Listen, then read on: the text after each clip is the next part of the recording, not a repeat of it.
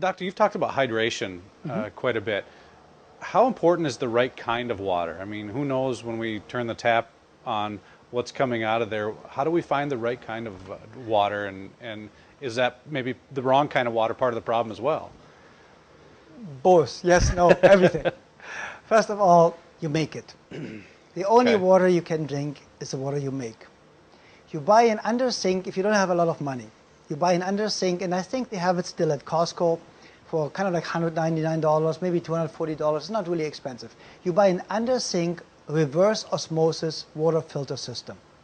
That's the only water I would drink. Okay. If you have the money, it's kind of like between $2,000 and $3,000 and $4,000 as a whole house water system.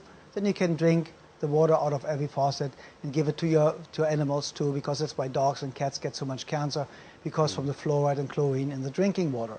But you need to filter it yourself. You need to know what's going on. If you buy it in plastic bottles, then you have the problem with a BPA, and then you get feminized as a man and over-feminized as a woman.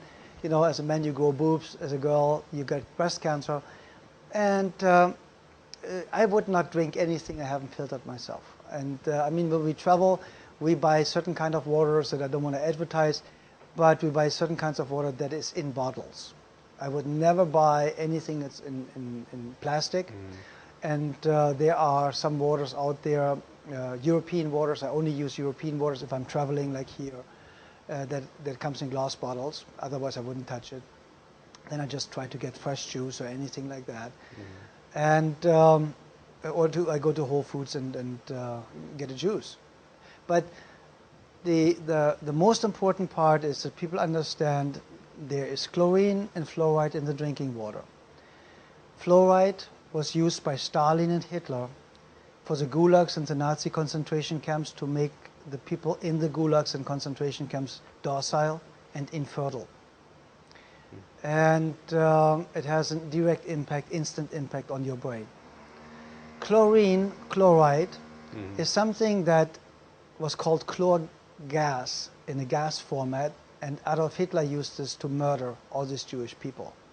That's what's in your drinking water. When you get out of the shower and you are dizzy and nauseous, you think, oh, I showered too hot. No, you didn't. The shower head cuts open the water molecules, and the chlorine turns into gas and fills your shower and turns it into a gas chamber, a chlor gas chamber or chlorine gas chamber. So then there are 256 different chemicals found in our drinking water, including all the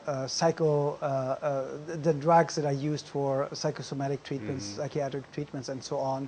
So everything that people take, they pee out. The water gets basically back into the water stream, coming back to us through the water pipe.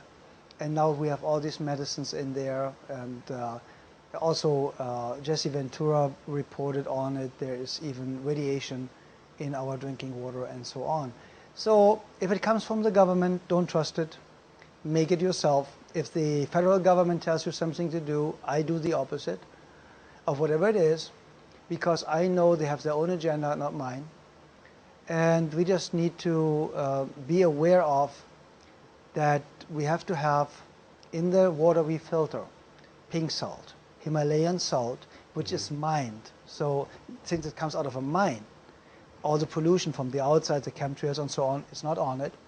Plus it has the 76 trace minerals in it. Because you take everything out, if you filter the water, the good stuff is gone too. But the easiest and cheapest way is really pink salt, Himalayan salt. I think it costs the same like sea salt, but it's really, really powerful and good for you.